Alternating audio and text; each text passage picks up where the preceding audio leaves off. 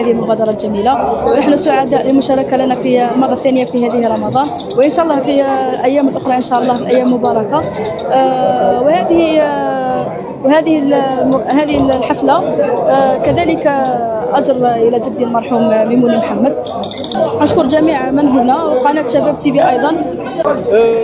ها نحن لكل بداية نهاية، وفي الأخير نقول لكم صحة عيدكم وبارك الله فيكم، وشكرا لكل من كان دعما لنا ومساندتنا في هذا الشهر الفضيل، وشكرا. تنظيم حفل ختام الأطفال واختتام النشاطات الرمضانية لجمعية بدر الأمل تيرت.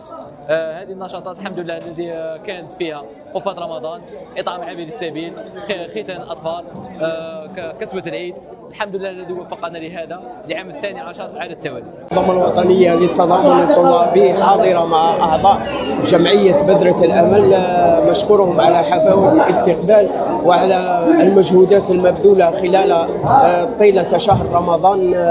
فوز سنة بالخير قدماء الكتابة الإسلامية الجزائرية، نشكر جمعية بذرة أمل على هذا الحفل البهيج، خاصة لأبنائنا اليوم كانت لهم فرحة كبيرة، نشكرهم بهذه المناسبة. كذلك نشكر كل الذين ساهموا معنا في مطعم الخير